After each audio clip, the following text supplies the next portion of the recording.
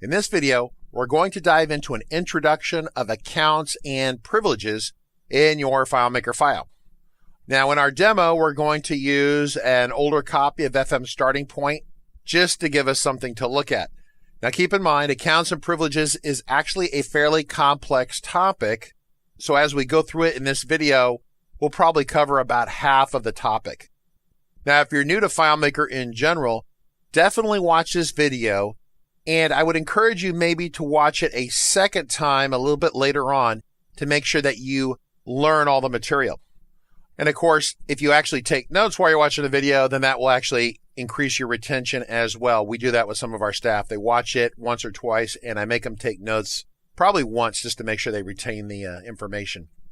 So first off, let me explain to you what a vast majority of FileMaker developers do.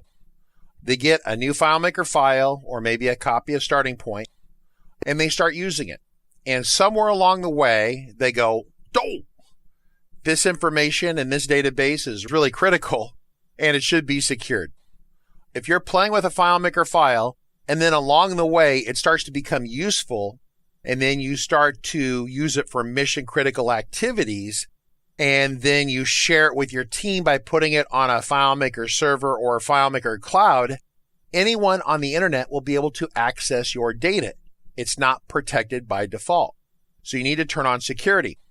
Now, with newer versions of FileMaker Server, the FileMaker Server by default requires that a username and password is turned on the file before it can be hosted. That's an interesting change over the last several years because people will take a FileMaker file and they'll host it without security at all. And while initially that's okay if it's not important, sometimes people can be a little bit dense and they'll keep using a database with mission critical information without ever turning the security on. That's what we're trying to prevent here. FileMaker saw this as an opportunity to engage and kind of encourage some good behavior. So by default, starting actually with FileMaker Server 16 and carried on with newer versions of Server, the FileMaker Server won't want to host the file if there is no security turned on a file. So let's go ahead and dive into the whole security conversation. So I have an older copy of FM Starting Point here, and I'm going to go ahead and go up and select the File menu item, down to Manage, over to Security, and we're going to see that admin is right here.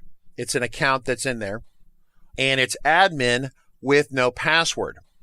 And so you're going to want to probably change the password to something very secure like 1234. Now, I'm not going to lecture you on using excessively dumb passwords. I've been told that I shouldn't tell people that doing things are dumb, but if you are negligent, how about that? We use the word negligent and don't use a secure password, then you will feel very dumb because someone else is going to get into your database. They didn't hack the database. They just guessed that you used 1234. So one thing to keep in mind, though, as you put the password in, it is case sensitive. So understand that the account name itself, the admin part is not. So whether it's a capital A or little a on admin, that doesn't matter. The password itself is case sensitive. So remember that. Now, the other thing I want to encourage you to do right now is go ahead and write down the password. If in the future you want to shred all the evidence of the password, you can. But for the time being, especially while you're building a new system, go ahead and write it down, put it on a Post-it note on your desk. I know that's not super secure, but it's a lot better than you totally forgetting what the password is and not being able to get into the file at all.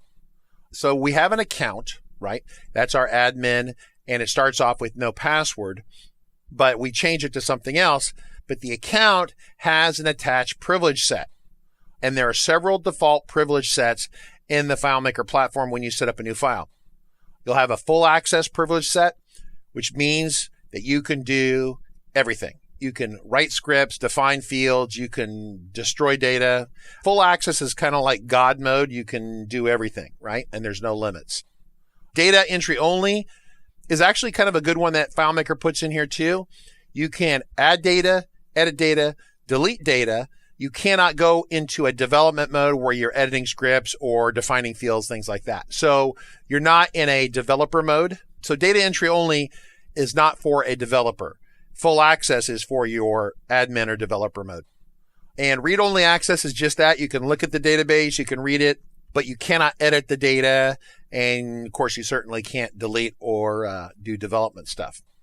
Now, in this example here, we actually have an FMS admin. It's a privilege set we've added in a sample copy of FM Starting Point. But you're not going to see that in your default copy of FM Starting Point. It's just one that we're playing with. So the idea, of course, is that you can build your own privilege sets. You could build a privilege set just for the sales team, or just for the Northern American team, or just for the California team, or maybe you'll need to define kind of these groups or roles, ROLE roles, that people will have in your organization. So what I'm going to do now is I'm going to go ahead and exit out of the security window. And FileMaker is going to test me to make sure that I actually know the administrative password. Now, I can have more than one administrative password, and sometimes we'll have 2 or 3 of them depending upon if there are different administrators accessing a file. So I've gone ahead and put in at least one acceptable administrative username and password, and this is accepted. So going forward from now on, as I double click or open the FileMaker file, I'm going to be prompted for a username and password. Notice that the file option for auto login for admin, no password, is still here. So if you go file, down to file options, you can check this setting. By default on a new file, it's always set for admin, no password. That's also, once again, how we ship FM Starting Point.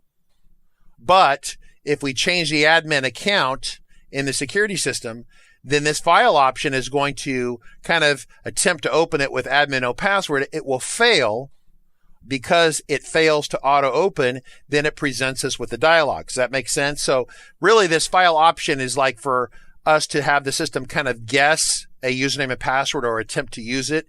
If it doesn't work, it'll pop a security dialog and ask us to authenticate. So moving on, as you start to have staff or maybe other team members use the database, you're going to want to give them access to this system without really giving them full access, because you really don't want them into layouts and messing around with scripts and things like that. Now, you might want to give some people access to specific layouts. That's part of their job. In fact, you could give them access to just certain records within certain layouts. That's part of their job. One of the things you can do is give some people access to create new layouts, but not mess, say, with old layouts. That's kind of a cool option as well. So they could create a new report, maybe that they need, but they're restricted in access from messing with old reports or old layouts. So this level of security would not be a full admin with unlimited access. It's a limited level privilege set that's above data entry only, but really below administrative. So there's all sorts of gray area in here that you can play with. Of course, admin, data entry only, or read only are just the 3 sample privilege sets that FileMaker puts in here because, frankly, they're the most common ones that are needed. Now, as you post a new FileMaker file up to a server, the cloud or the FileMaker server itself, you're initially going to put in a administrative username and password. You'll use that to access the system. If you have 2, 3 people, or maybe it's just yourself, of course, you might all share the same username and password. Logically, that's how the progression works with new FileMaker users. They start off basic and then they get more elaborate as they start to support more business processes. Eventually, you're going to want to get to a point where each individual person or user has their own unique username and password. Now, the reason you want individual usernames and passwords is that while initially everyone is friends and they're working together, you're eventually going to want to restrict access to certain groups of people, or maybe someone in your team leaves and goes to work somewhere else. You want to remove their access without changing the passwords for everyone else in the system. That can be a real drag. So having individualized usernames and passwords can be really handy. Say, for example, that Adam from the sales team quits and goes to work somewhere else. Well, we have to rotate the code right here. And of course, since it's a shared username and password with everyone has to remember a new username and password. But if Adam had his own username and password right here, and then maybe there was Sally, ideally, etc., right? So we have other people in the system. And so these other people don't have to learn a new username and password. While doing this is kind of a hassle to set up, as your organization gets larger or the number of people that use FileMaker grows, you're going to want to seriously consider doing this. Now, the cool part is that each account can be attached to a different privilege set. So once again, kind of this idea of different roles within the organization. So say we've determined that Sally's privilege set of data entry only is not good enough. And up until now, we've been using kind of this basic setup window, but we can jump to a detailed setup window right here. And the basic setup window was created for brand new people to learn about FileMaker and not be overly intimidated by too many options. Once you get past that kind of introductory honeymoon with FileMaker, you're going to want to pretty much hang out in the detailed security setup dialog. So I can go and press the Privilege Sets tab here at the top of the screen, and FileMaker is going to shift over and show us full access, data entry only, and read only. Once again, we have this FMS admin privilege set in here that we've been experimenting with elsewhere. So say, for example, I want Sally to be able to do all the data entry she wants, but I don't want her to be able to print or maybe even export records because I'm suspicious she might take our information and take it to another company. And that's a legitimate concern with a lot of businesses. There's a lot of competitive information out there. So we don't want her to print all of our customer information or maybe export the customer information out to Excel. That would be bad. So what we want to do is click on data entry only, and we can duplicate it. That'd be a good way to go. And you'll see a lot of this. We say edit, and then we have data entry only, no print, no export. We have all these options here. And we're ready to come over here and turn off the printing and exporting for this particular privilege set. Pretty cool. So as you can see, these are all privilege set settings for data entry only. Notice here that the person can create, edit, delete records in all the tables, but they can only view layouts, view value lists, and they can execute scripts. They can't, once again, modify the scripts or do other development tasks. Now down here are extended privileges. I need to point out two important things. First off is that you see access via FileMaker Network, which is FM app. You really need to turn this on. Otherwise, anyone who is using this privilege set will not be able to log into solutions across the network using FileMaker Pro or FileMaker Go. So when this is turned off and someone is expecting to access it remotely, it really gums up the works and can piss people off. The other one you need to watch out for is the WebDirect privilege set. If you turn that one on, this will allow people to access your FileMaker app through a browser, which is using WebDirect. So once again, WebDirect is browser access as opposed to FM app, which is the access controlling FileMaker Pro and Go, both. Disconnect user from server when idle. Well, that makes sense. If the user is not doing anything important, probably kick them off the server. Now keep in mind, to fully enable the disconnect user from server feature, you have to check it here, and then you have to also log on to your FileMaker server or FileMaker cloud and enable that feature and set the amount of idle minutes that will take for the user to be disconnected. So to enable this feature, it's really a two-part effort. It's here in the security section, and then also a setting in the FileMaker server or FileMaker cloud administrative console. Another important caveat right here, if you're using FileMaker Cloud, you want to set this to about 2 or 3 hours, maybe 4 hours. And the reason is that you want all the users disconnected from the FileMaker server by the time midnight rolls around.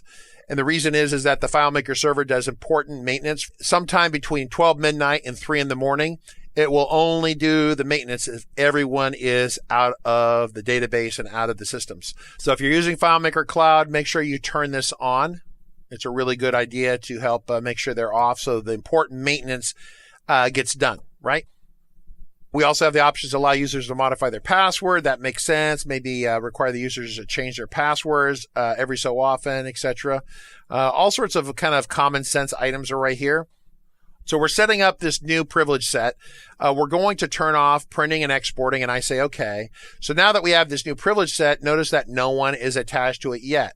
I can go back to accounts, I can go to Sally, and now I can edit her privilege set and set her to this data entry only, no print, no export. And of course, the title there could be anything. Once again, that's the title we threw in, but it could be yellow rubber ducky. Now, once again, I'm going to be asked to confirm that I know an administrative username and password before I leave. I'm going to close the file. I'm going to try to log on as Sally. And her password was set to 1234 because we're setting a really bad example today for how to set passwords. And check out what she has access to. She has access to File.